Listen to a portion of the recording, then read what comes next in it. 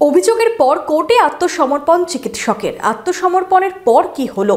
Murshidabad medical কলেজের চিকিৎসকের বিরুদ্ধে ওঠা অভিযোগই বাকি দেখুন। মনোবীক্ষণ পলিক্লিনিক, চিকিৎসার জগতে এক দশক। এখন এখানে সব বিষয়ে ডাক্তারবাবু একসাথে তলায়। ফোন করুন 7477799515 এই নম্বরে।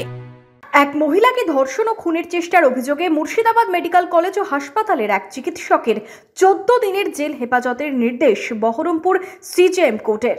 এদিন ওই চিকিৎসক কোর্টে এসে আত্মসমর্পণ করলে তার জেল হেফাজতের নির্দেশ দেয় আদালত।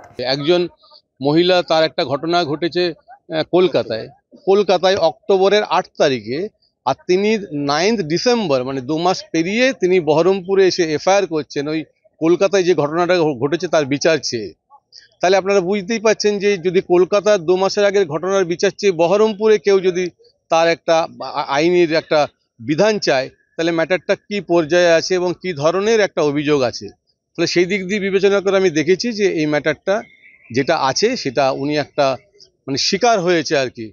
ফলে একটা মিথ্যে একটা অভিযোগ, সেই অভিযোগের উপর বেস করে আজকের একটা মেধাবী ডাক্তার তাকে আজকে জেলে যেতে হলো। আমি আশা রাখছি এটা এমন কিছু হবে, আগামী দিনের সবাই প্রকাশ পাবে যে সত্যি সত্যি তিনি এরকম ঘটনা কিছু করেছে কি করেনি। 9 ডিসেম্বর বহরমপুর থানায় অভিযোগ দায়ের করা হয়। এই ঘটনায় রুজু হয় এফআইআর।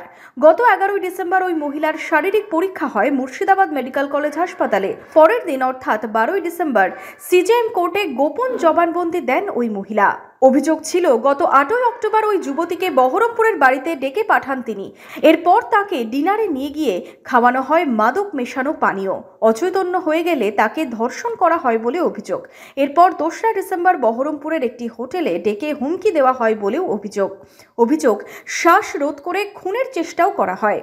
ঘটনার প্রায় মাস দুয়েক পর বহরমপুর থানার দ্বারস্থ হন কলকাতার বাসিন্দা ওই যুবতী। ঘটনার পর থেকে ওই চিকিৎসক গা ঢাকা দেন। অবশেষে এদিন বহরমপুরে আত্মসমর্পণ করার পরে জেলের নির্দেশ আদালতের।